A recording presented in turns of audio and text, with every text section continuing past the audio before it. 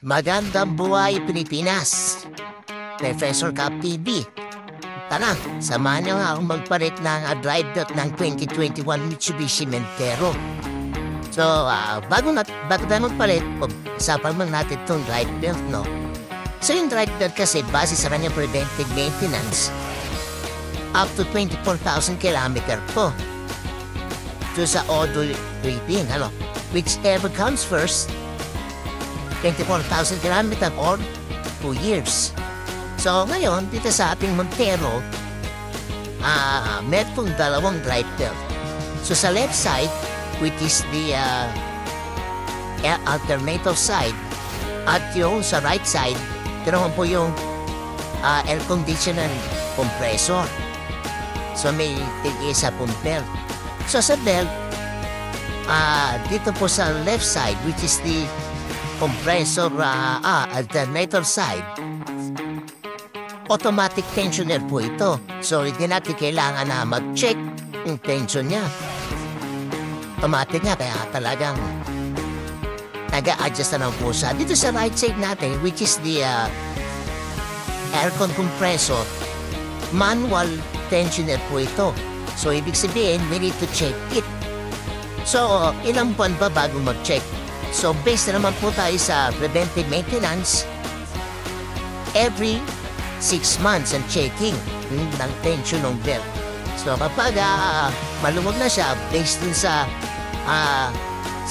manual, sa repair manual, kailangan mag-adjust na, we're going to adjust it. Kasi nga, siya yung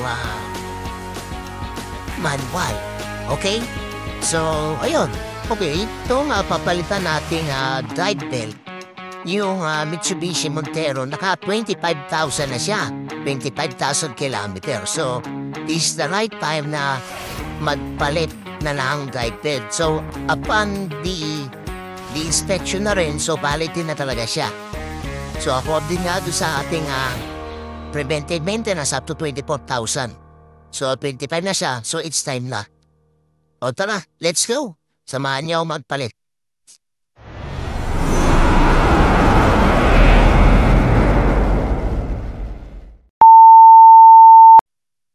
Yan, again, so nandito tayo ngayon sa ito yung dalawang belt, yung belt natin para sa alternator side at sa compressor side. So, magkaiba ng haba yan. So, gagawin natin, tanggalin muna natin itong engine cover sa ibabaw para maluwag yung ating galaw dito sa part na yan. Kasi nakakaharap siya. Tanggalin natin.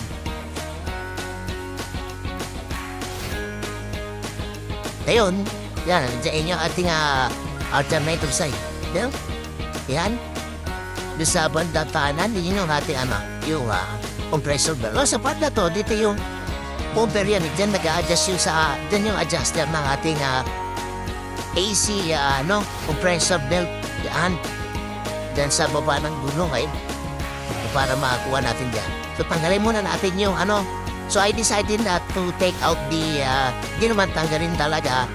Ilayo lang yung fan. Clutch fan to Tanggalin natin 4 million number 10 para mas maluwag tayong makalalaw. So, ayun. Tanggal na, diba? Makikita natin yung belt dito sa kaliwa. Ayan, yung sa kanan, yun naman sa AC compression belt. So, ayun naman yung tensioner niya. Luluwagan natin yun. Ayun. Tanggalan natin yung ating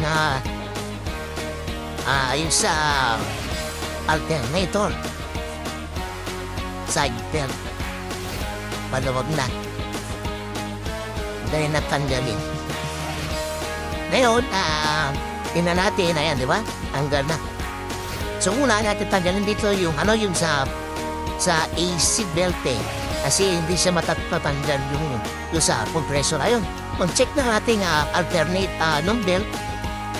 Yung sukat, yung haba, double check tayo. Parehas naman. Ayan. Parehas na parehas. Itong belt natin galing sa sa Mitsubishi talaga. Dito, hindi ko na drawing yung pattern Hindi ko talaga dito sa video. So, yung pagbalik ng belt, dapat drawing nyo yung pattern para hindi matagal o mahirap magbalik ng belt. Yun nilalagay ko na yung fag ulit dito. Doon sa kabilang side naman ng AC compressor belt, so drawing din yung pattern para improvement eh. Kung yung pag-ikot ng belt, drawing din natin ko na nga yun. Ulitin ko, hindi ko nilagay dito sa video. So, ayun. Kung binabalikan natin yung engine cover, kasi okay na. So, ganoon naman kadali magpalit ng drive belt. Ayos, so sana meron po yung natutunan. Maraming salamat po sa manonood. Hanggang sa muli po, ingat po tayong lahat.